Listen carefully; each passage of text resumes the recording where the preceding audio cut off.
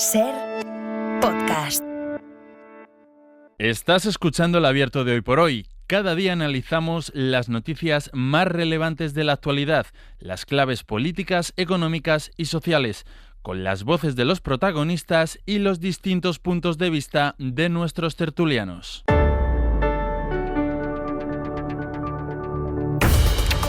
Tiempo para el análisis, tiempo para el abierto. En esta mañana de viernes terminamos esta primera semana de vuelta a una cierta normalidad después del periodo navideño. Así que saludamos ya a Mariola Orrea. ¿Qué tal? Muy buenos días. Muy buenos días. Y feliz año. Y es el último día ya que deseo feliz año porque creo que ya os habré visto a todos. Nacho Corredor, muy buenos días. Buenos días. Y feliz año también. Feliz año. Y Elisa de la Nuez, feliz año y buenos días. ¿Qué tal? Feliz año. Vamos a empezar casi de la misma manera que empezábamos ayer, que es actualizando la situación en Estados Unidos, en el sur de California, con esos voraces incendios que están afectando a buena parte del territorio. Aumenta ya el número de víctimas, son 10 los muertos, crece también el número de personas evacuadas, son ya más de 100.000 órdenes de evacuación que se han dado, aunque según medios estadounidenses como la CNN hablan de 400.000 personas evacuadas que se tienen o evacuadas o que tienen que evacuarse de urgencia en las próximas horas. Así que nos vamos en directo a Estados Unidos. Corresponsal en Washington, Sara Canals, buenos días. Buenos días, Ángels. Sara, a pesar de los esfuerzos, de los intentos de los equipos de bomberos de hacerse con el control de los incendios, crece el número de casas, de coches, de infraestructuras en general arrasadas. Estamos hablando ya de más de 10.000 edificaciones. Vamos con la última hora de los 5 incendios que desde hace 2 días, Sara, amenazan distintas zonas de la ciudad de Los Ángeles. Sí, en estos momentos las llamas continúan avanzando con fuerza, avivadas por este viento huracanado, y a medida que pasan las horas vamos escuchando testimonios como el de esta mujer que explica cómo tuvo que abandonar a su hermano muerto. When I went back in and yelled at his name, he didn't reply back and I had to get out. Cuando volví a casa grité su nombre, ya no me respondió y tuve que huir porque las brasas eran tan grandes como una tormenta de fuego que tuve que salvarme, explicaba aún en estado de shock. Casas, edificios, tiendas, coches, mansiones de famosos, en una catástrofe que los vecinos siguen describiendo hoy como infernal y apocalíptica. Mientras tanto, el presidente Joe Biden quiso ayer tranquilizar a los ciudadanos, diciéndoles que está con ellos, que no se va a ninguna parte, y les aseguró tantos recursos como hagan falta. Anunció también más ayuda federal para las víctimas y más refuerzo para los equipos de emergencia. Biden advirtió también que el fuerte viento, aunque dé alguna tregua, se prolongará hasta la semana que viene, y también, eso sí, evitó entrar en las provocaciones de Donald Trump, que sigue culpando del desastre a la administración y sobre todo al gobernador de California, el demócrata con aspiraciones presidenciales, Gavin Newsom.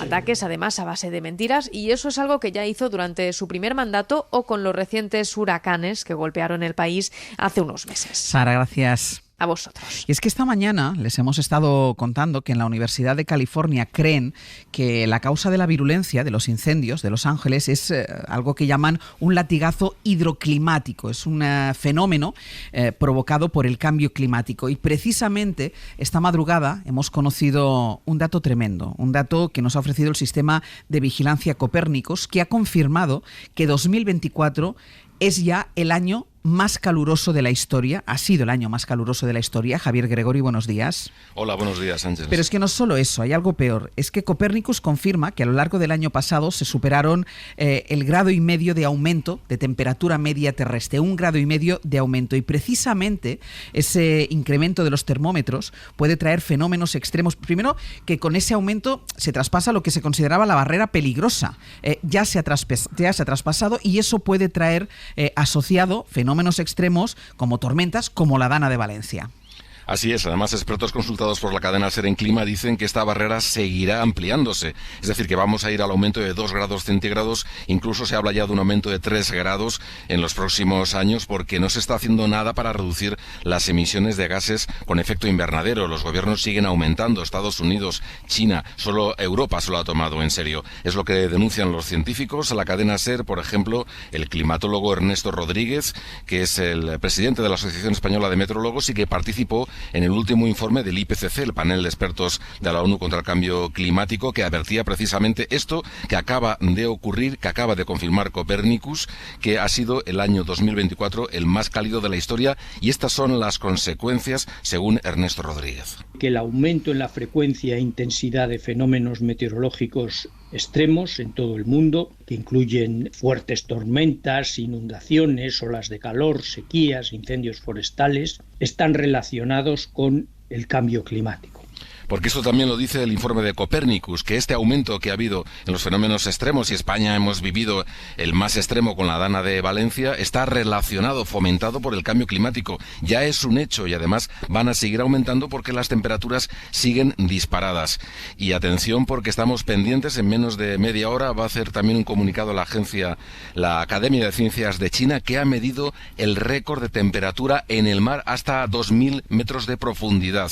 Y la mala noticia, también lo confirma Copernicus, es que no solo el récord de temperatura se ha registrado en tierra, ¿no? Es decir, por ejemplo, con el tema de los incendios de California, sino también en los océanos de todo el mundo. Nunca había habido tanto calor en los océanos del mundo desde que los seres humanos estamos en la Tierra. Y un dato positivo, Copernicus ha demostrado que es el mejor sistema de vigilancia por satélite, porque, por ejemplo, hoy se ha adelantado incluso a los pronósticos, a los datos de la NASA, que va a dar a primera hora de esta tarde sobre este año 2024. Gregory, gracias. A vosotros. 1,5 grados de aumento de temperatura, que era lo que se consideraba la barrera del peligro. Estos datos que nos estaba contando Gregory, que ha arrojado Copernicus, que hemos conocido esta madrugada, chocan de frente con todas las teorías negacionistas que van avanzando, igual que avanza la ultraderecha, y en Estados Unidos es un ejemplo con la victoria de Donald Trump, que asumirá la presidencia del país en los próximos días. Bueno, pues en medio de toda esta crisis climática y política,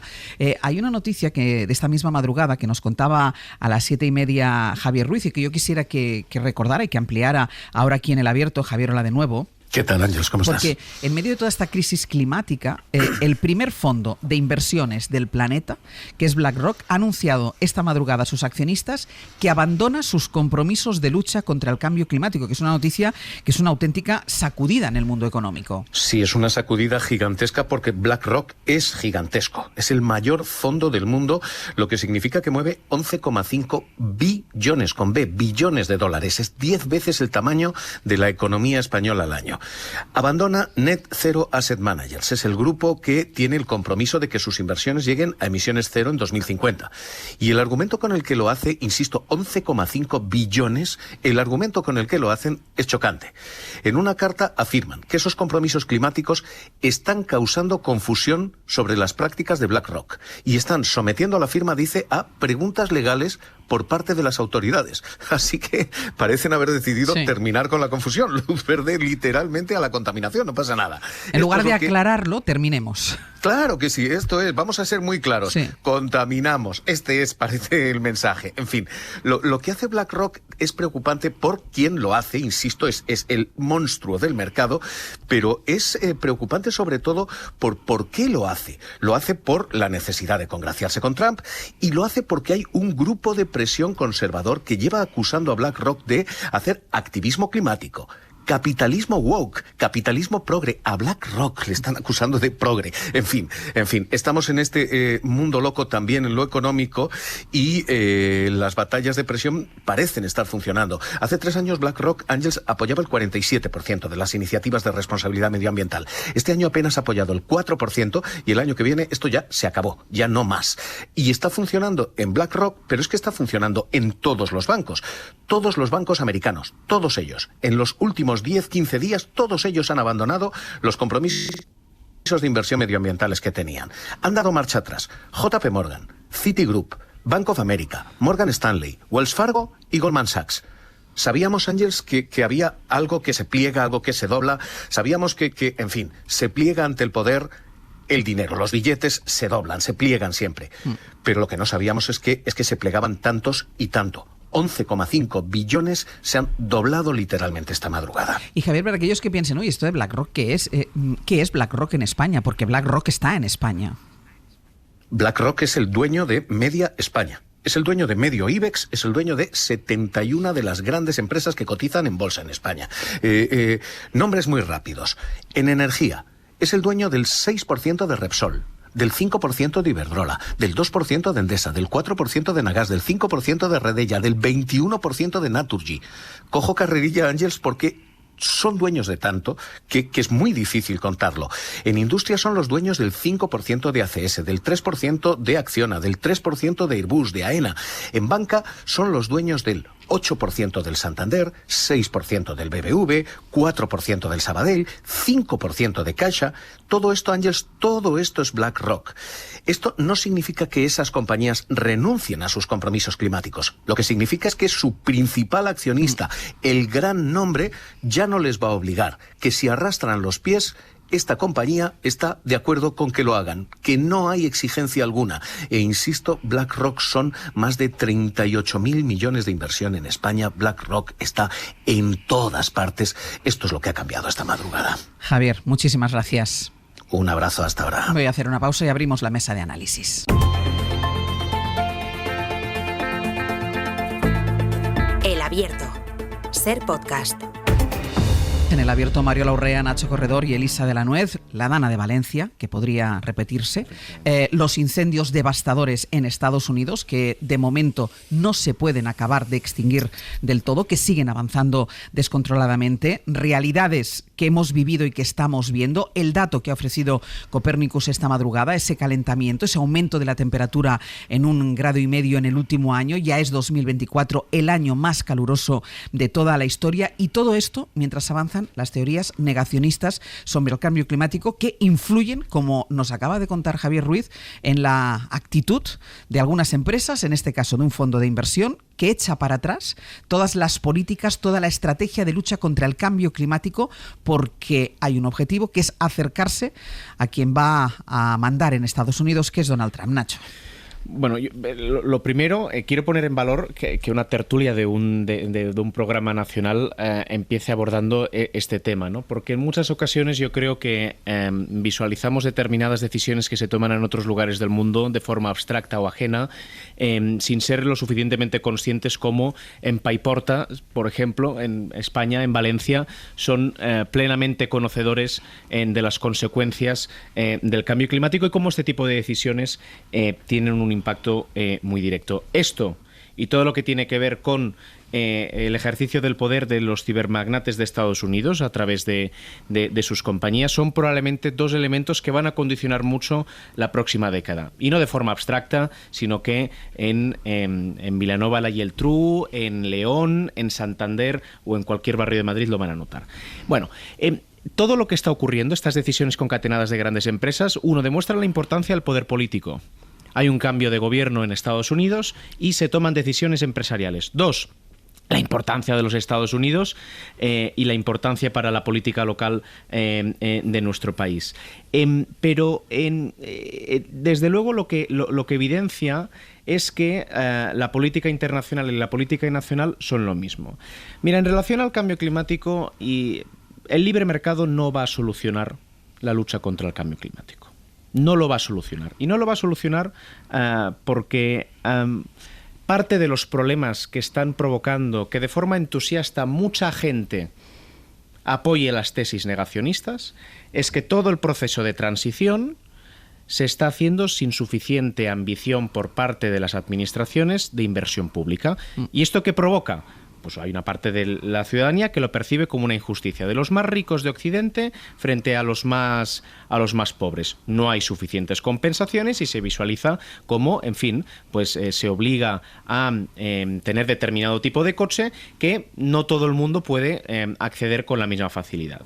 Pero también el libre mercado no lo acaba de solucionar, porque efectivamente es normal que en Europa o en Estados Unidos haya muchos ciudadanos que digan, oye, yo estoy pagando las consecuencias de un proceso de transición, pero aquí están entrando productos de la India o de China sin prácticamente ningún tipo de arancel, que tiene una política climática absolutamente distinta que la nuestra. Claro, la reacción a todo esto pueden ser dos. No existe, esto es un problema, que es lo que se está proponiendo por parte de lo que en palabras de Macron es la internacional reaccionaria o en palabras del propio presidente Sánchez, o un paradigma en el que a través de la inversión pública se mitiguen y de decisiones de corte regulatorio los costes de esto. Si no, lo que vamos a ver son, y de forma muy poco simpática, por cierto, futuros cada vez más distópicos.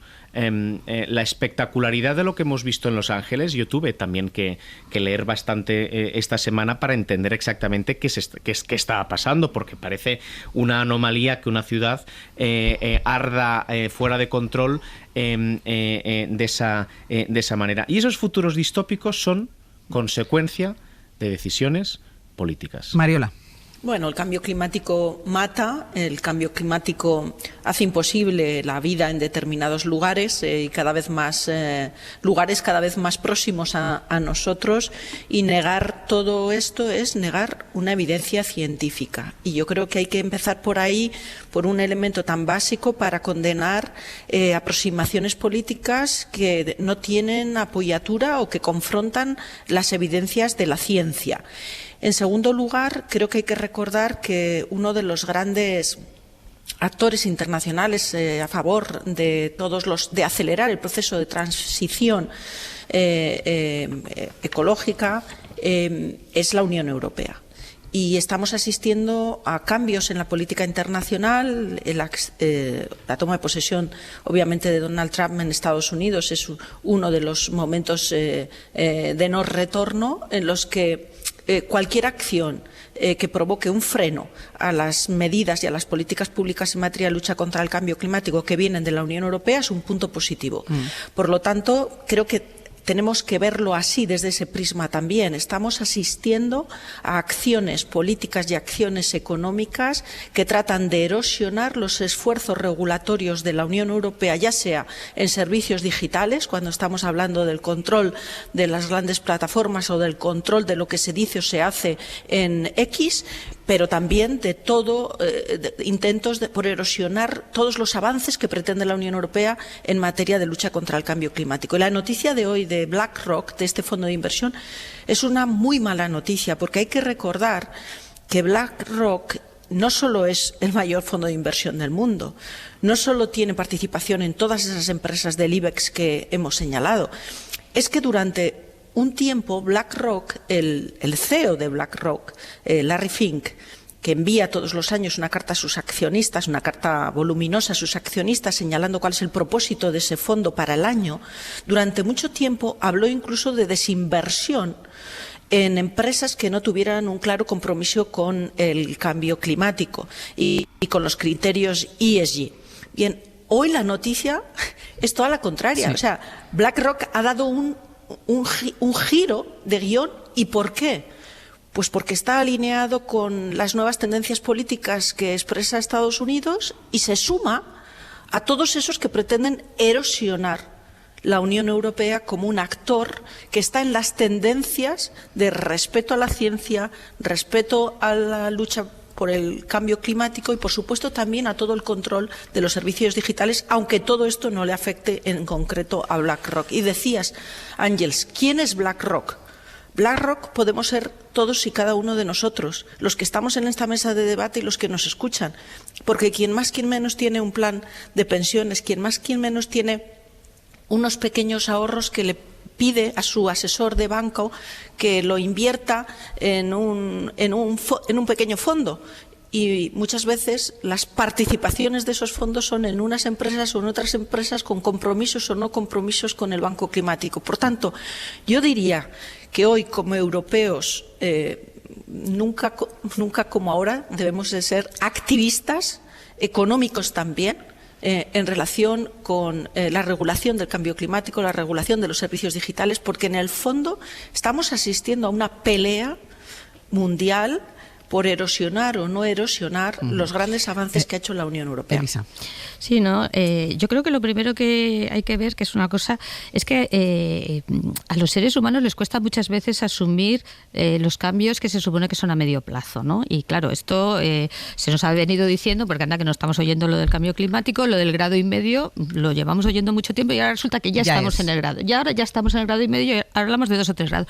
Pero cuando has dicho 2 o 3 grados piensas, bueno, pero no será mañana, ¿no? Esa es una tendencia natural que tenemos a, bueno, si no es hoy, claro, el problema es que ya es hoy y lo que estamos viendo efectivamente son los desastres naturales. Además los estamos viendo, como bien habéis dicho, en zonas ya muy cercanas, ¿no? Lo tenemos en Valencia, pero lo tenemos en Estados Unidos, lo tenemos en sitios ricos, que se supone que estas cosas se pueden de alguna forma prevenir y si no solucionar, y estamos viendo que no es posible, ¿no? O sea que realmente en sitios muy desarrollados, en estados como California, tienen un problema tremendo. Por tanto, esto es una realidad, no se puede negar y sin embargo vemos que desgraciadamente es posible negarlo, no ya políticamente, que totalmente de acuerdo, hay tendencias así, sino es que hay mucha gente que realmente piensa que no es así y esto es una cosa que desgraciadamente está mucho en que a los seres humanos son muy capaces del autoengaño, especialmente cuando les viene mal reconocer ciertas realidades.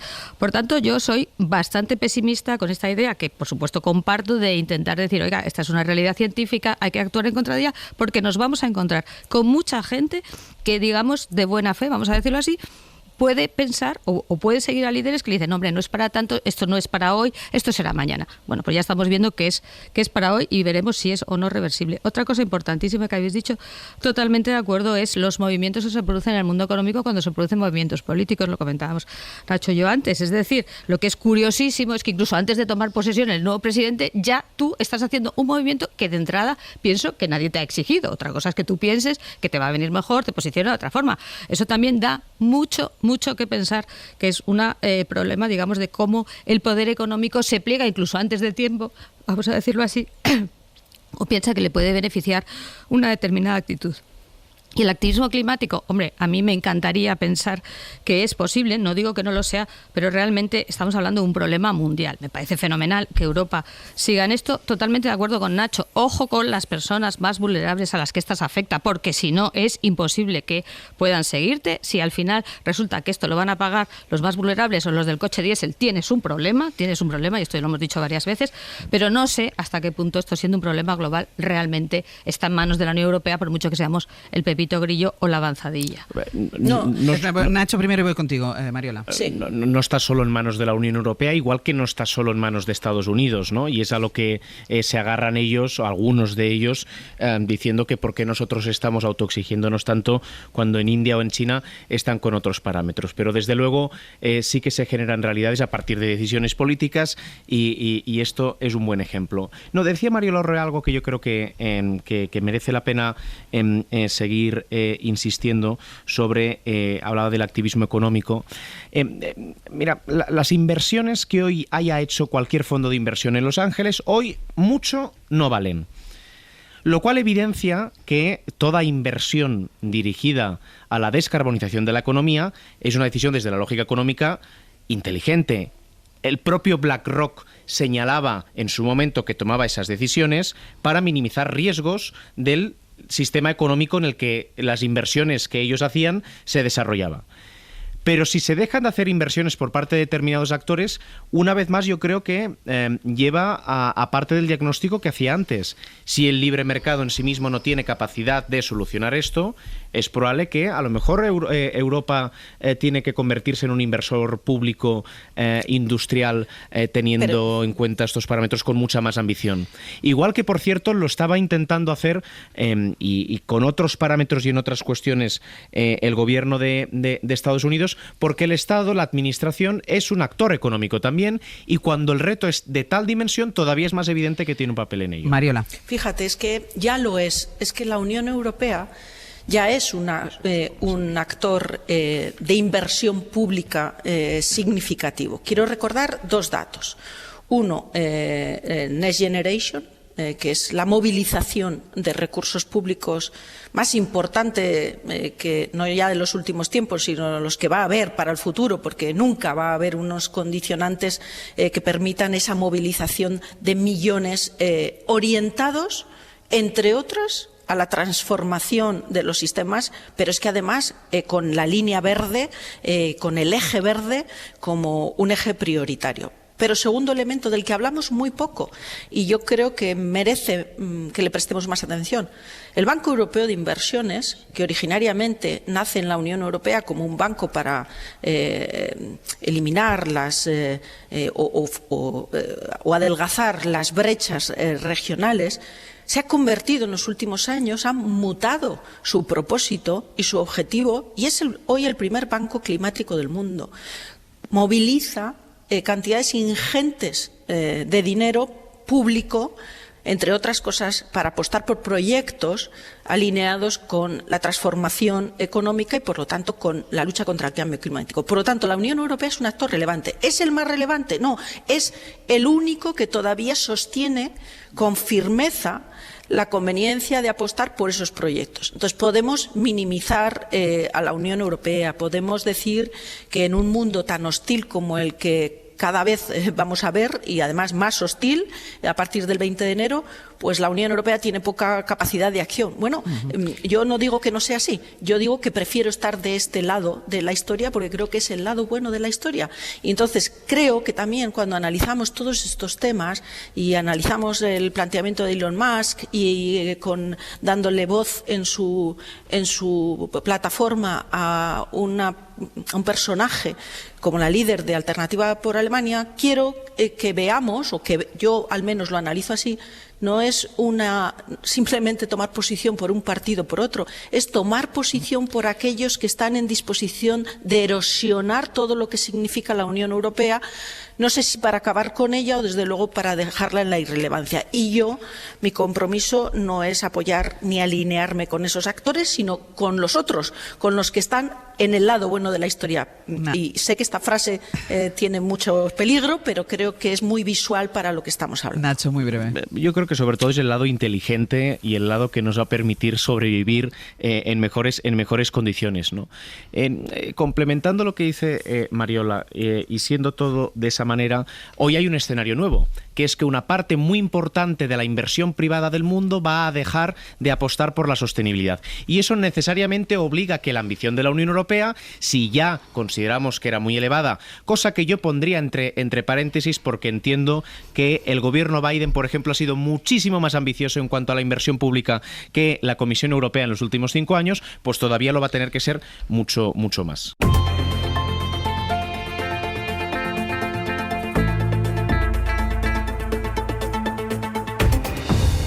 En el abierto, Mariola Urrea, Nacho Corredor y Elisa de la Nuez.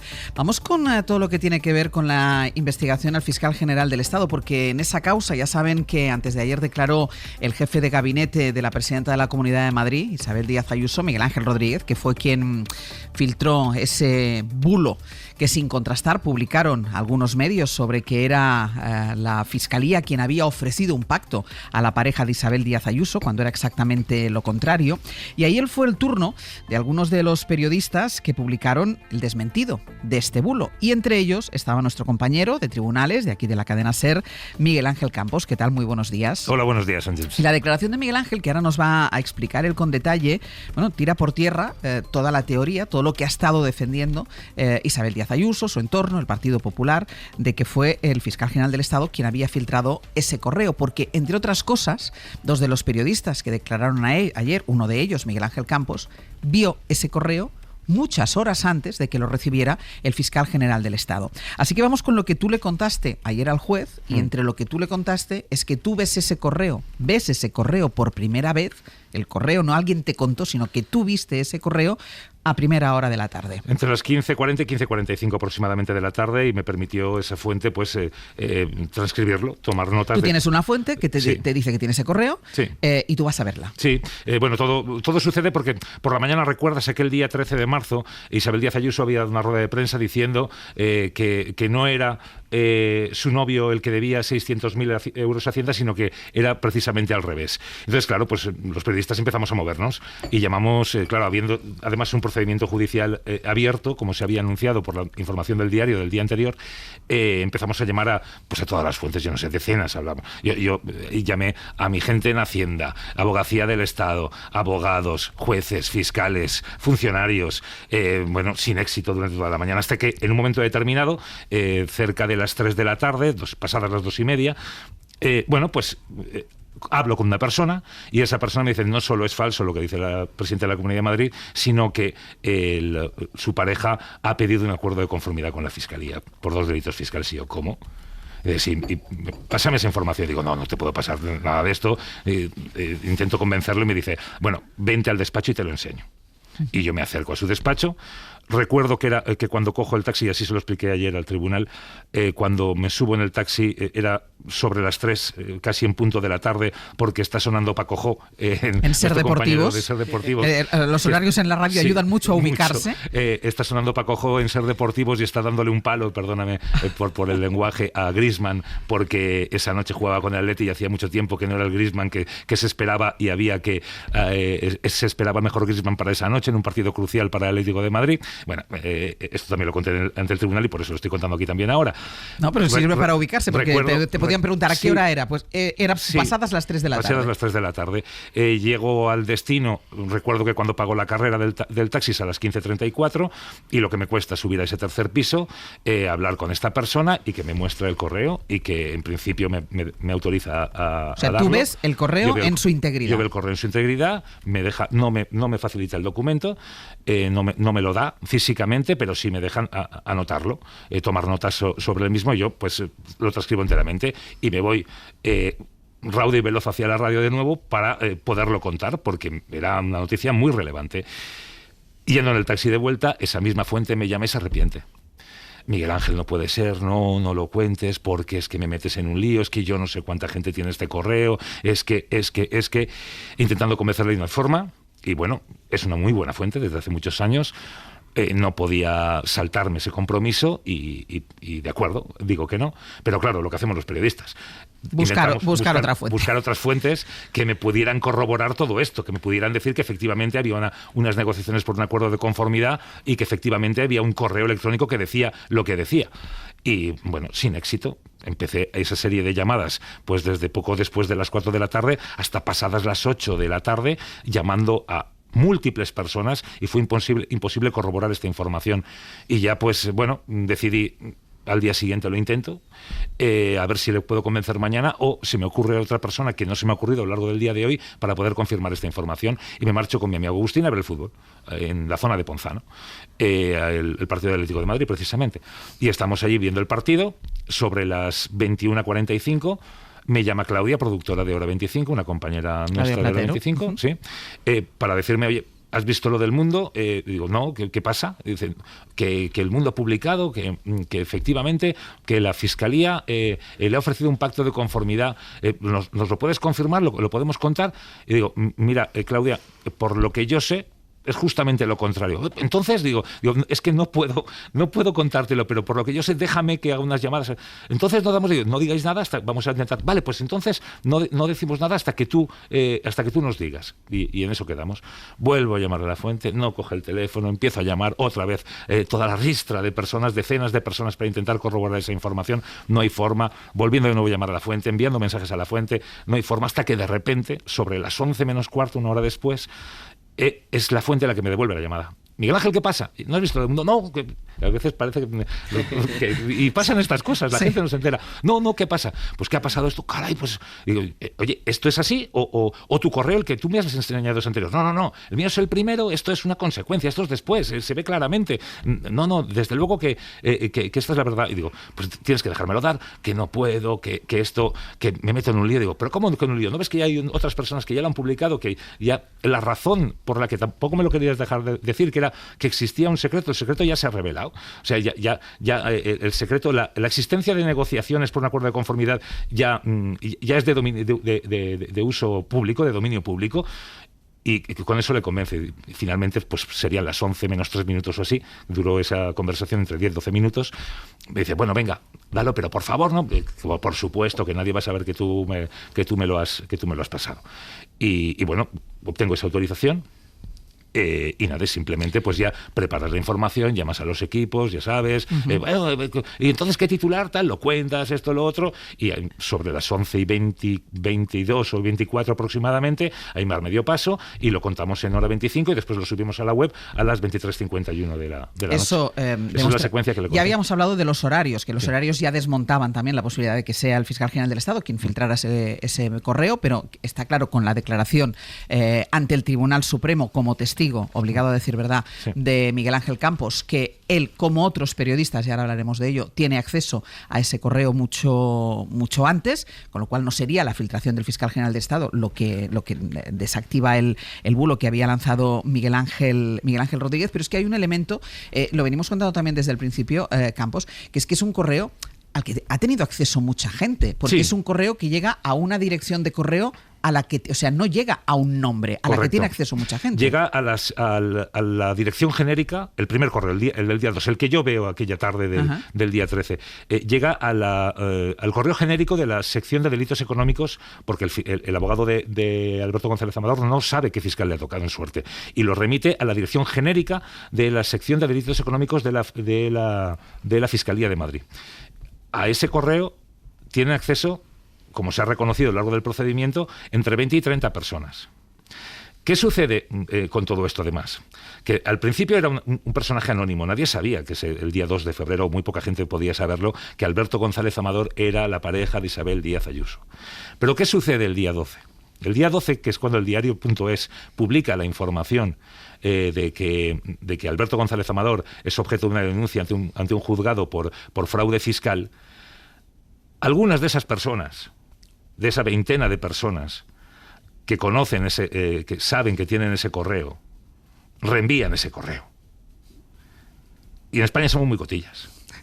Y esas personas que reciben ese correo reenvían otra vez ese correo. Y ese correo, a la altura del 13, lo tienen centenares de personas en este país. Y no lo tienen solo 4, 5, 2 o 1. Espérate un momento, Campos, porque quiero terminar, luego sigo contigo y con el análisis, pero Javier Bañuelos, buenos días. Hola Ángeles, ¿qué tal? Tú, además de acompañar ayer a Miguel Ángel Campos en esta comparecencia, en esta declaración, tú seguiste también la declaración de los otros compañeros que comparecieron, entre ellos el periodista José Precedo del diario.es, y en este caso, en este punto, lo que hace Precedo, primero, reconocer, y ahora me lo cuentas tú, Bañuelos, que él también conocía la existencia, él había visto este correo mucho antes incluso que Campos. Él desmiente algo que dice Miguel Ángel Campos en sede judicial, cuando está obligado a decir verdad. Miguel Ángel Rodríguez, perdón. Miguel Ángel Rodríguez. Y es que dice Miguel Ángel Rodríguez, a mí nadie del diario.es me llamó, y Precedo dice, sí, yo le llamé y tengo la prueba. Bueno, es que de hecho, Ángels, esa versión de José Precedo, director adjunto del diario.es, de alguna forma lo que ha hecho ha sido abrir otra brecha, ¿no?, en el relato de Ayuso y de su mano derecha, porque como bien apuntas, Miguel Ángel Rodríguez, que recordemos, estaba obligado también a decir la verdad como testigo. Eso es lo que hizo, ¿no? Negó que el diario.es hubiese contactado con él para contrastar su información, pero sí lo hicieron, y hoy de hecho, bueno, pues según se trasladó ayer por parte del equipo del diario.es, hoy está previsto que de hecho aporten al magistrado del Supremo, al juez Hurtado, el pantallazo para demostrar que Miguel Ángel Rodríguez mintió en sede judicial. Veremos a ver qué consecuencias puede tener esa mentira en sede judicial. En todo caso, corroborando también el relato, ¿no?, que nos ha hecho Miguel Ángel Campos, ayer, como bien apuntabas también, bueno, pues el diario.es también confirmó, también de alguna forma desmontó, ¿no?, ese argumento principal que sostiene el novio de Ayuso, y en el caso del diario.es, ese mail del abogado de la pareja de la presidenta madrileña, el correo que desmontaba el bulo fabricado por Miguel Ángel Rodríguez, lo recibieron el 6 de marzo, es decir, 7 días antes de que estuviese en poder del fiscal general del Estado. Por tanto, según esta versión, el fiscal Álvaro García Ortiz tampoco pudo habérselo filtrado, al menos al diario.es. La cuestión, Ángeles, es cierto, si lo tuvieron 7 días antes, ¿por qué no lo dieron antes? Esa fue, de hecho, una de las preguntas que se escuchó ayer en la sala del Supremo, según las fuentes presentes, y la respuesta que dio como testigo el director adjunto del diario.es, José Precedo, pues fue bastante simple, ¿no? El periodista relató que intentó intentaron confirmar con la Puerta del Sol, con el equipo de la presidenta, que aquel correo donde la pareja de Ayuso se ofrecía pactar reconociendo 2 delitos fiscales era el primer correo y que no forma parte de una conversación incompleta, como sí trasladó, como sí dio a entender en ese bulo el equipo de la presidenta Ayuso, pero les fue imposible lograr esa confirmación desde el equipo de Isabel Díaz Ayuso y por eso tuvieron que esperar hasta ver que lo publicaban otros medios y que finalmente, bueno, pues podían tener ya la certeza de que ese primer correo, el que omitió el equipo de Ayuso, era verídico y era el primero de todos ellos. Mañuelos, gracias. Un abrazo. No te vayas, Campos. Voy a hacer una pausa y lo retomamos.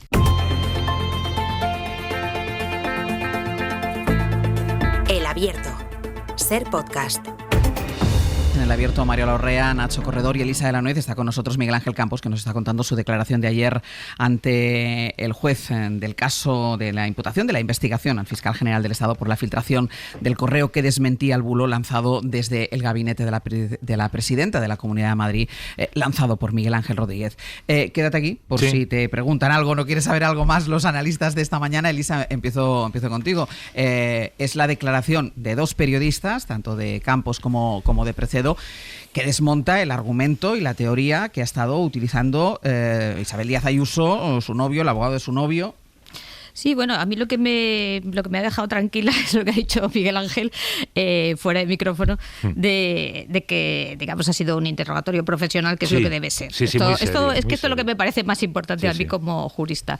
Por parte del juez. Por parte del juez, evidentemente. Don Ángel Hurtado, el señor Don Ángel Hurtado, no le llame señoría porque como no soy un profesional del derecho, pues no estaba obligado a dirigirme a él como tal. Ángel Hurtado es cierto que tuvo un comportamiento muy serio, muy profesional y que está intentando averiguar lo que ha pasado. Y mantuvo un interrogatorio absolutamente normal.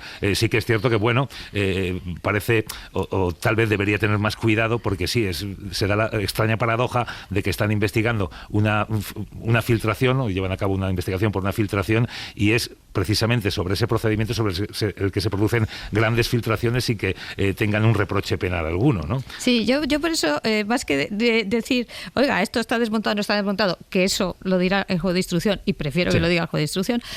Lo que sí me ha llamado mucho la atención, y creo que además hemos tenido alguna conversación, es el tema de esto lo conoce todo el mundo y en España somos unos cotillas, porque claro, estamos hablando de la Fiscalía General del Estado. Bueno, entonces, no, lo digo simplemente desde... No solo la Fiscalía, es que te recuerdo que ese correo llega a ese... Ahí tienen acceso fiscales, tienen acceso funcionarios... Sí, por supuesto. Cuando digo la Fiscalía no digo solo los fiscales, sino el personal. Secretarios... Claro. Pero que llama la atención como ciudadano a pie y con independencia de que señor tiene un interés mediático porque es el novio de Ayuso, bla, bla, bla, pero claro, a mí me preocupa un poco que diga, no, es que somos unos cotillas y todo el mundo reenvía el correo y digo, hombre, pues eso a mí me llama la atención. Hombre, yo es la deducción que tengo... que es perfectamente legítima, pero que asusta, ¿no? La persona que finalmente, no voy a desvelar su identidad, por supuesto, pues me acojo al derecho al secreto profesional, está claro. Pero la persona que finalmente... me enseña ese correo. Tu fuente, efectivamente. No tenía absolutamente nada que ver con ese procedimiento.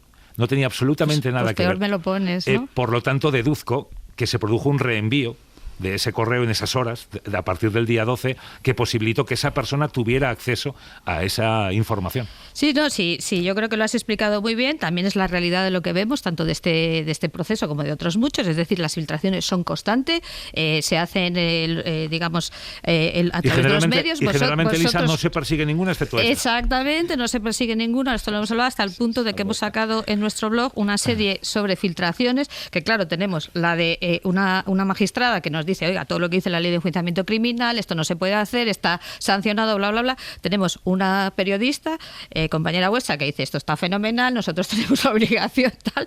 Y luego, por último, hoy hemos publicado ayer la de un abogado, digamos, más serio, vamos a decirlo así, porque yo estoy muy en contra de las filtraciones, pero no porque esté en contra de la libertad de comunicación, sino porque afecta a la investigación, afecta al procedimiento y mete presión a los que están investigando, puede hacer una especie de juicio paralelo popular, efectivamente, y también puede afectar a, digamos, lo que es el derecho de defensa de las partes. O sea, no es porque esté en contra de esto, ¿no? Pero sí que me ha llamado la atención, y sí lo quería poner de relieve, un poco esta sensación de que realmente los correos, en un caso evidentemente mediático, pero como tú bien dices, hay una cosa muy interesante. Al principio nadie sabía quién era este señor, hasta que, digamos, se monta este pollo. Entonces, claro, uno piensa, Dios mío, para cualquier cliente podemos estar en esa situación. Mariola. Pero bueno, no sé, yo es que estoy un poco asombrada, Elisa, al escucharte. Sí, dime por qué, porque yo te contesto. No sé, te quedas tranquila porque el juez haya tenido un proceder correcto, pero es que tú imaginas otra situación. Nunca lo imagino, pero se dice mucho, perdona, por eso he querido insistir. No sé dónde se dice, pero bueno, desde pues en luego... los medios normalmente. Bueno, pues no sé en qué medios estás tú, pero en este yo creo que no... No he hablado de la pensar cadena SER, pero esto yo lo he dudas acerca de que la actuación... Déjame que termine el argumento. Sí, perdona. Suscitar dudas acerca, que te quedas tranquila, porque preguntándole a Miguel Ángel Campos si le ha tratado bien el juez, pero bueno, solo faltaba, quiero decir, el proceder del juez no está aquí en cuestión. Aquí lo que está en cuestión es, a la vista de la información, y esa es mi impresión, el señor Miguel Ángel Rodríguez ayer entró en un juzgado en condición de testigo con obligación de decir la verdad. ¿Sí? Sí. Sí. Antes de ayer. Pensaba que me había perdido. No. Antes de ayer entró. Sí, antes de ayer. Entró como testigo con obligación de decir verdad. Es evidente que no ha cumplido su obligación. No. Y la pregunta es, ¿va a cambiar su situación procesal, sí o no? ¿Va a cambiar su situación procesal a investigado, sí o no? Porque aquí ya hay una evidencia de que lo que tenía que hacer no lo hizo. Tenía obligación de decir la verdad. Y ya hay testimonios que prueban que esto no ha sido así. Entonces, a mí lo que me dejaría tranquila es conocer los siguientes pasos que va a dar el tribunal. ¿Le va a transformar su condición procesal, sí o no? Y segundo, si le modifica su situación procesal, ¿se va a pedir el volcado de su móvil para comprobar todo esto o solo interesa el móvil del fiscal general del Estado en este país? Recordemos que que la abogacía del Estado pidió el volcado del móvil y que el juez no lo autorizó. Sí, perdona Mariela por haberte interrumpido. A ver, quiero dejar claro que a mí la credibilidad que me merece Miguel Ángel Rodríguez es muy poca, lo voy a decir con elegancia, no solo en este caso, sino en general, para dejarlo claro. En segundo lugar, yo he dicho que me tranquiliza que el juez actúe profesionalmente, porque no en la cadena SER, pero no es la primera vez, ni la segunda, ni la tercera, que he leído acusaciones sobre, además, el Poder Judicial, los jueces que van en contra de... Y esto lo he leído y lo he oído en muchos sitios. No he dicho que sea en la cadena SER. Esto sí me parece importante puntualizarlo. No hay una persecución política al fiscal general, sino hay una investigación que nos gustará más o menos, mejor o peor llevada. Déjame terminar. Ahora sí que me toca a mí terminar. Y con respecto a si Miguel Ángel Rodríguez ha emitido un falso testimonio, que entiendo que es a lo que te refieres, es una cosa que de nuevo tendrá que apreciar el juez. También digo aquí en público que es perfectamente habitual, me temo, que muchos testigos mientan en juicio. Lo digo porque es muy habitual que se pida al juez, al juzgado, que se deduzca testimonio por delito de falso testimonio, la repetición, y sin embargo no suele ocurrir. Digo para dejarlo claro, por lo mismo que las filtraciones no se suelen perseguir. Mariola, querías decir algo, voy contigo. Sí, no. Nacho. Inferir que porque ayer el tratamiento que se dio a Miguel Ángel Campos y a otros colegas periodistas por parte del juez fue un tratamiento profesional. Inferir de ahí que el proceso no tiene tintes, no utilizaré la palabra de persecución contra el fiscal general del Estado, pero sí diré tintes de extravagancia, porque aquí, ¿qué es lo que se está persiguiendo jurídicamente? ¿Cuál es el delito? ¿Cuál es la causa que motiva la causa contra el fiscal general del Estado? Que se han filtrado unos correos, ¿cuál es la causa? Es que filtración de secretos, esa es la causa. Que el tribunal ayer, que el juez ayer tratara bien a Miguel Ángel Campos y a otros compañeros, de ahí inferir que el proceso judicial no tiene mácula. Pero es que, Elisa, es que diré más, el origen de la investigación es la nota que saca la Fiscalía para desmentir, insistimos, un bulo, una mentira. La Fiscalía saca una nota, su equipo de comunicación saca una nota para desmentir un bulo. Ese era el origen de la investigación. Ese es el cuerpo fundamental de la causa, el origen fundamental por lo que presenta el Ilustre Colegio de Abogados de Madrid, denuncia para perseguir ese supuesto supuesto delito y ese delito ha quedado enterrado por el Supremo. Ha reconocido el magistrado Ángel Hurtado que no existe delito en esa nota de prensa. Y teníamos de forma residual también, y además hay un correo filtrado, y eso es lo que ahora es el objeto fundamental del procedimiento. Vale, vamos a ver, ¿cuándo se ha hecho esto? En ninguna otra circunstancia ni situación. Por tanto, es razonable pensar en cierta extravagancia del proceso judicial, cierta extravagancia. Si lo decís vosotros, yo no sea, tengo nada más que decir. Sea digamos, el proceder del juez en el interrogatorio correcto o no correcto. Nacho. Creo que Elisa no ha negado la extravagancia tampoco. Yo no he negado nada. En todo caso, a mí me ha parecido muy interesante el ejercicio que compartía Miguel Ángel Campos, porque era transparente en cómo es el día a día, digamos, de un periodista que se dedica justamente a compartir información. Es muy duro el día a día. Como podéis observar, a la medianoche. Paga grandes facturas de teléfono. Muchísimas, sí. Y peino canas por ello. Y yo creo que es compatible señalar, yo soy también, en fin, probablemente porque sea muy tópico en relación al funcionamiento de las cosas, muy escéptico con que las filtraciones deban interiorizarse como una normalidad, pero eso es absolutamente compatible con que es una extravagancia que se esté investigando una filtración. Yo no recuerdo, y desde luego con esta dimensión, sin duda, la investigación de una filtración, porque cuando, en fin, se toma la decisión de filtrar un documento, pues es verdad que se ponderan distintos elementos que pues se invitan a pensar si es oportuno o no. Yo quisiera hacer dos reflexiones. Una primera más general, que tiene una derivada en este caso, pero casi en el 50% de los titulares de la política nacional, que es que, como bien sabe Elisa o Miguel Ángel o Mariola, no hay política democrática sin tribunales, pero no hay política democrática principalmente con tribunales. Y creo que es oportuno hacer una reflexión de que desde hace mucho tiempo en España uno de los principales, yo diría que cada vez más principal escenario de la política pasa por los tribunales. Ya sea porque los tribunales analizan cuestiones de naturaleza, por ejemplo, penal, o ya sea, como está pasando cada vez más, porque se envía a los tribunales a analizar cosas de otra naturaleza. Pasó con el procés, donde se le puso a la justicia en la tesitura de tomar decisiones que probablemente deberían haber tomado otros. En fin, el Partido Popular denunció hace unas semanas al Partido Socialista por financiación ilegal, quedó archivado. Ahora creo que se ha denunciado a Almeida por hablar de organización criminal en relación al Partido Socialista. No sé qué recorrido tendrá. En relación a este tema adquiere una naturaleza política porque la presidenta de la Comunidad de Madrid decide personalmente defender a su pareja y además señala que Hacienda es quien le debe dinero y además señala una persecución. Y eso es lo que hace que una cuestión efectivamente de un particular de la noche a la mañana adquiera otro tipo de naturaleza. Pero yo añadiría otra cosa. Yo creo que Miguel Ángel Rodríguez está inmolándose por su jefa, lo cual demuestra, por cierto, que desde luego en la función del ejercicio de su función tiene algunas virtudes, porque hoy el elemento que está generando debate público en España pasa por el fiscal general o pasa por el origen de una filtración. Pasa incluso por el relato que él mismo expresaba en un corrillo con periodistas, en un canutazo, no sé cómo se llama.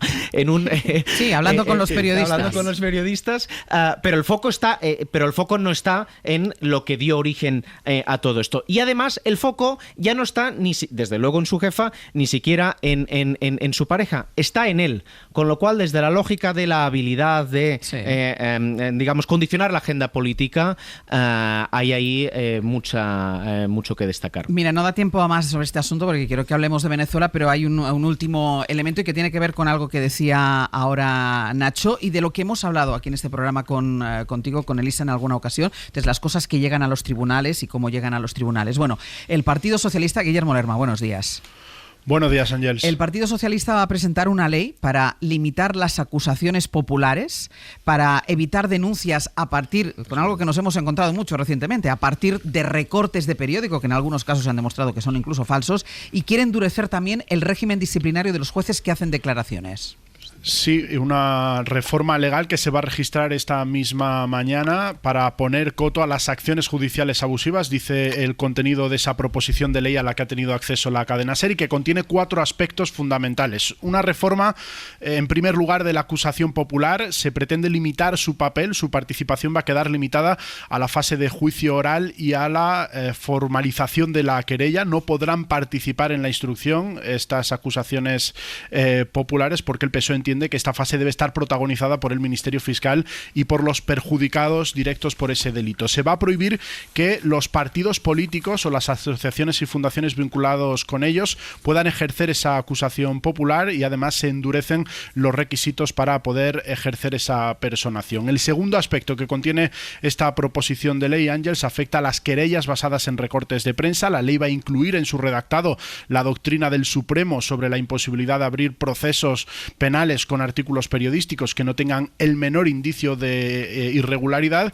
Y en tercer lugar, Ángels, la iniciativa contiene una reforma de la ley del Poder Judicial para recusar o apartar a jueces y magistrados que realicen manifestaciones públicas en favor o en contra de partidos políticos, sindicatos u otras asociaciones públicas y privadas. Esos magistrados no van a poder participar en procesos que afecten a esos partidos o sindicatos. Por último, Ángels, el cuarto aspecto es la supresión del delito de ofensas contra los sentimientos religiosos, así que esa reforma legal se va a registrar a las 10 de la mañana por parte del Partido Socialista en el Congreso. Guille, gracias. Hasta luego. Y Campos, muchas gracias también. Solo un apunte final, si me permites. Alberto González Amador sigue debiendo más de 500.000 euros entre cuota y multas a todos los españoles. Y la Audiencia Provincial de Madrid aún no ha decidido, y lleva ya algún mes que otro, sobre si ampliar o no la panoplia delictiva contra Alberto González Amador, pareja de Isabel Díaz Ayuso. Queda apuntado, Campos. Gracias. Si es que les decía que me quería ir a Venezuela porque hoy es el día de la toma de posesión de Nicolás Maduro, y es una toma de posesión que ha venido precedida por movilizaciones en toda Latinoamérica, en España, ahora hablaremos de eso, pero sobre todo en Venezuela y en Caracas. Así sonaban las calles de la capital venezolana durante las manifestaciones. Han sido unas protestas en las que la oposición salió masivamente a la calle. Nicolás Castellano, buenos días. ¿Qué tal? Buenos días, Ángeles. En la oposición, en estas manifestaciones, salió en tromba para protestar contra un presidente al que no reconocen, después de que él se haya negado, Nicolás Maduro se ha negado a presentar las actas electorales, y unas protestas en las que, por cierto, el equipo de María Corina Machado denunció que ella, que participó, que salió de su escondite después de más de 100 días en la clandestinidad, salió para participar, y dice su equipo que fue detenida por el régimen chavista. Sí, vamos a empezar precisamente por esas primeras imágenes que llegaban de la reaparición de María Corina Machado, que se le veía primero rodeada de una multitud. Hacía 2 meses y medio, como dice, que no se le veía públicamente en las calles de la capital venezolana, y fue cuando abandonó esta zona céntrica. En algunas imágenes aparece con un casco negro y custodiada por su equipo de asesores, y es en la salida de ese acto cuando se dirigía de nuevo a su refugio, cuando la oposición denunció su detención o retención, como la llamaron sus colaboradores más cercanos, que llegaron a asegurar que hombres supuestamente del gobierno le obligaron a grabar vídeos. Ya de madrugada, en sus propias redes sociales, Machado afirmaba que estaba en un lugar seguro y se publicaba este vídeo donde explicaba su versión de lo sucedido. Estoy bien, estoy segura. Me persiguieron, se me cayó mi cartera, la carterita azul que me tenía mis pertenencias, me cayó en la calle. El chavismo desmiente la versión de la líder opositora y ha sido uno de los pesos pesados del oficialismo. Diosdado Cabello, ministro del Interior y Justicia, el que ha acusado esta madrugada a María Corina Machado de inventarse su detención. Un invento, una mentira, una mentira. Ya basta de mentira contra el país. Cabello se burla de la oposición y de Machado, a la que acusa de mentir y de montar una noticia falsa previamente planificada sobre su supuesta detención. Ella está loca porque nosotros la capturemos, porque el gobierno la capture, y ese era el plan de ella, decirle al mundo... Machado ha publicado, como decíamos en sus redes, que está en un lugar seguro y que hoy dará más explicaciones. Cabello, después, en una intervención ya en la televisión, ha presumido de que no la detienen porque no quieren. Y esa señora se estaba echando aire en su casa desde temprano. Jamás y nunca, jamás. Miren, yo se los garantizo que si la decisión fuera detenerla, ya estuviera detenida. Con las calles de Caracas encendidas por la tensión, Edmundo González, que sí mostró unas actas de su supuesto triunfo electoral y que está respaldado por buena parte de la comunidad internacional, ha insistido en las últimas horas desde Santo Domingo, donde ha concluido su gira americana, que piensa regresar hoy a tiempo a Caracas para asumir el cargo.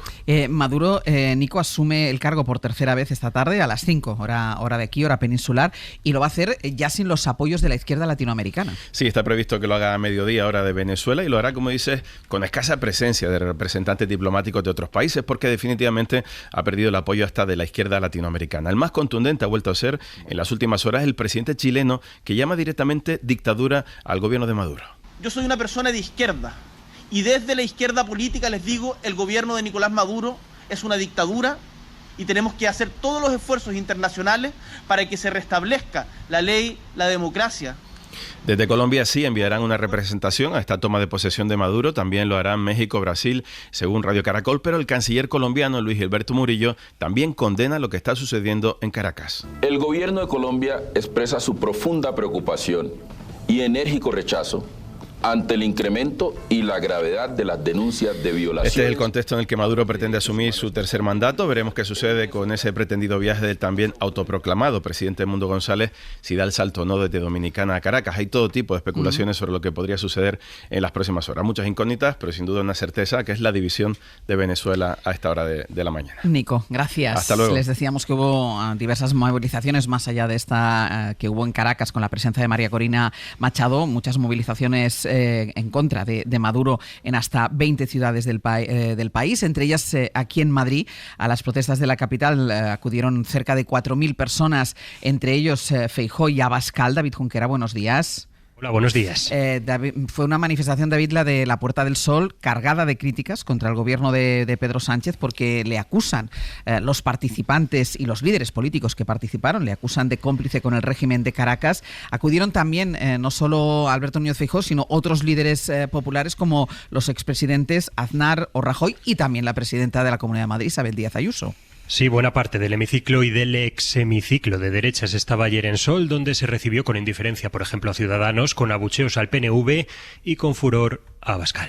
El usurpador debe caer, por las buenas o por las malas. Si exceptuamos al cantante venezolano Carlos Baute, el aplausómetro rifaría el oro entre Abascal y ella. Nadie tiene derecho a manipular la historia, que si es de parte, no es historia.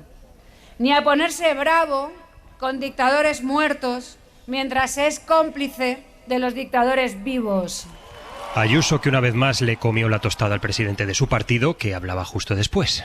El verdadero compromiso con la democracia se demuestra frente a los dictadores vivos. Y por eso deben compartir escritor de discursos, porque no ha sido la única coincidencia. Y que haga lo mismo que otros expresidentes, José María Aznar, Mariano Rajoy, que esté a la altura. El presidente Aznar y el presidente Rajoy están aquí. Muchas gracias, presidente. También ambos han ensalzado a Felipe González. Feijóo ha subido el tono más de lo habitual en él, ha puesto en modo mitin, ha pedido perdón por la ausencia del gobierno de España en la protesta, ha repudiado la complicidad del Ejecutivo, dice, con Maduro, y se ha ganado al final al público tirando de recurso fácil.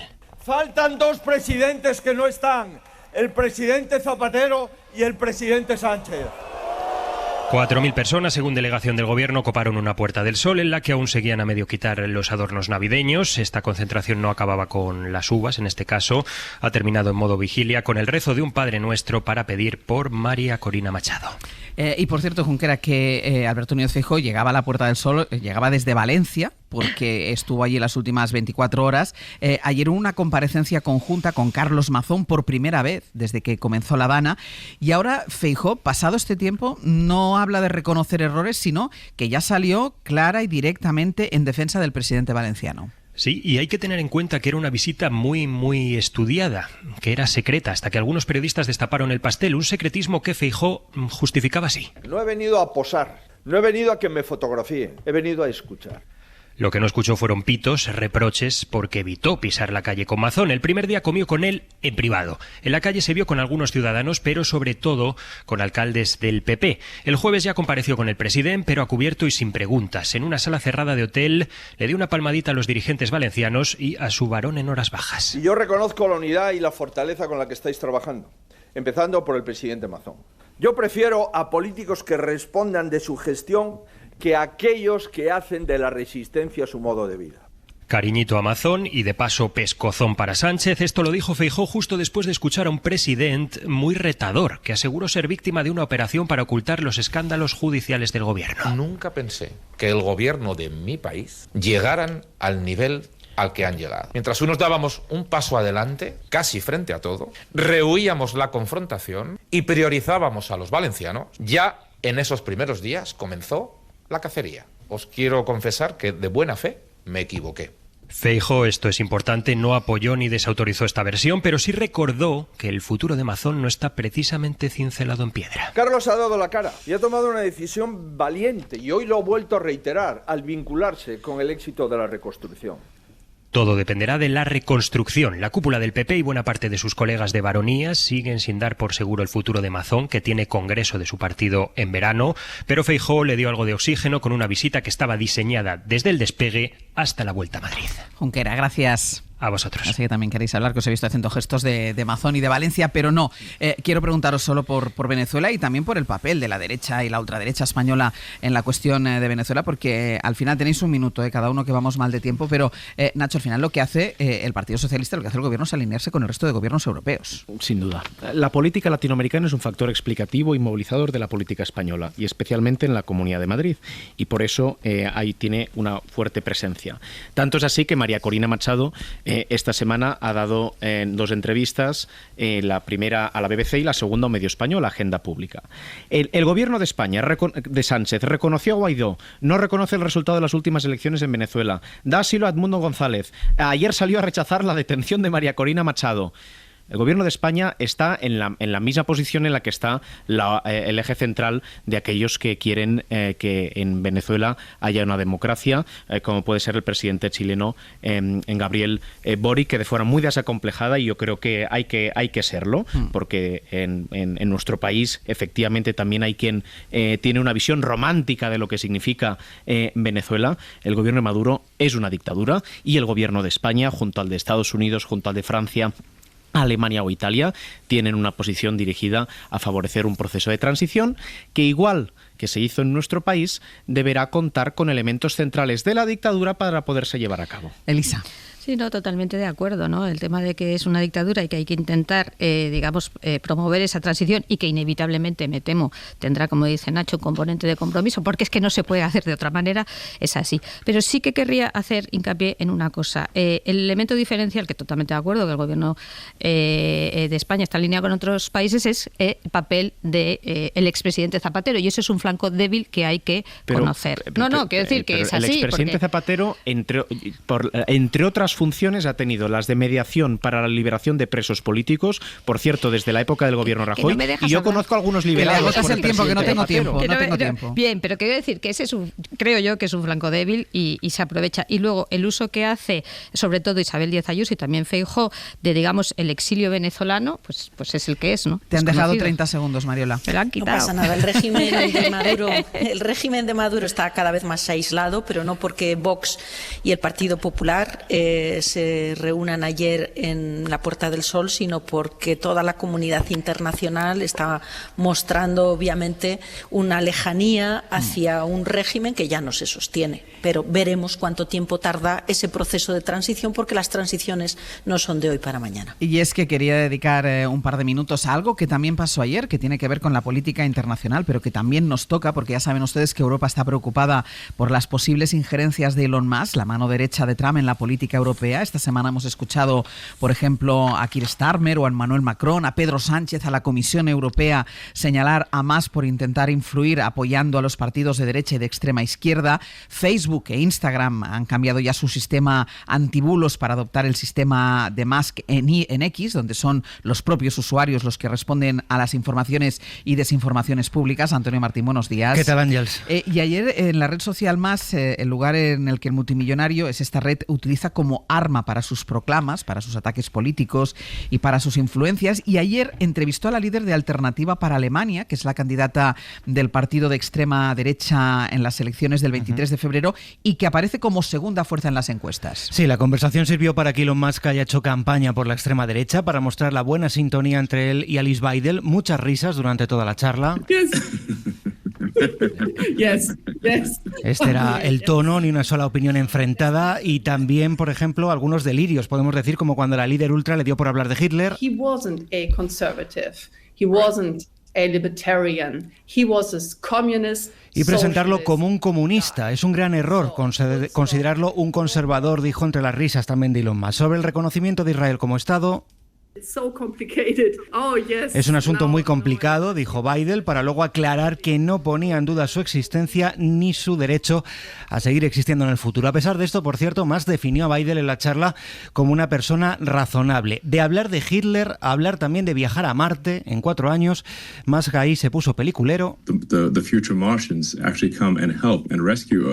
Deseo que quienes estén viviendo entonces en Marte puedan venir a rescatarnos, como hizo Estados Unidos con Europa durante la Segunda Guerra Mundial. Dice, en lo demás lo esperable, alarmismo sin datos sobre la inmigración, defensa a ultranza de la energía nuclear, y el aliado de Trump da la guerra de Ucrania también prácticamente por perdida para Kiev, anticipando que el respaldo que Biden ha dado a Zelensky no va a ser igual por parte de Estados Unidos a partir del 20 de enero.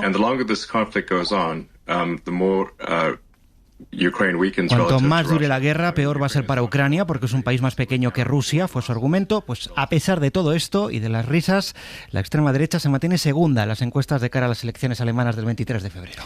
Antonio, gracias. Adiós.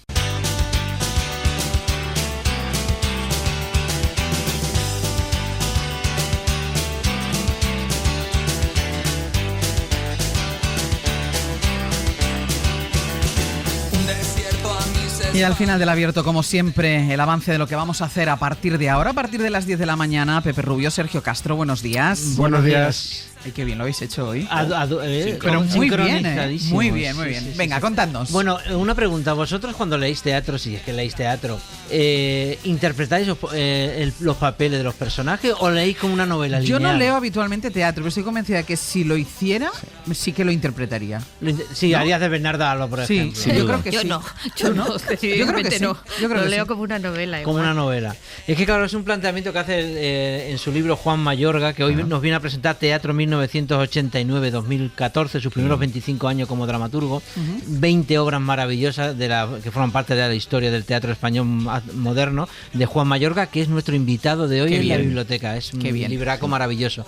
Y los libracos maravillosos también son los que tenéis que donar los oyentes, llamando desde ya al 900-100-800 para decirnos ese libro que les ha encantado y que quieren donar a la biblioteca radiofónica de hoy por hoy para que el resto de los oyentes puedan consultarlo y leerlo también. 900, los dos a la vez. Venga, 900-100-800. Vale, después de este ejemplo de infantilismo, vamos a las 11, llegará Fernando Neira con historias musicales. En principio 2, el mayor regalo de la historia del rock, por una parte, y también la historia de Soleado, el nuevo dúo formado por uno de los miembros de Vetusta Morla, Juanma Latorre, buen amigo de este programa, y también de Esther Rodríguez, que nos van a presentar y además van a cantar y nos van a hablar de su primer trabajo, que se llama como el grupo, Soleado. No hay editor. No hay auditoría. Está la maldad, cuando se pone mala no se recupera. No, es que tanta maldad no es buena, tanta maldad no es buena. Así que bueno, alguna cosa más haremos y nos marcharemos hasta el próximo lunes. Pero nos iremos contentos porque no hay auditoría. Hoy no pasamos examen. Ya estamos casi en sábado. Ya estamos, exacto. Mario Laurrea, Nacho Corredor, Elisa de la Nuez. Hasta la semana que viene. Hasta la semana que viene. Adiós. Fin de semana. Para no perderte ningún episodio, síguenos en la aplicación o la web de la SER, Podium Podcast o tu plataforma de audio favorita.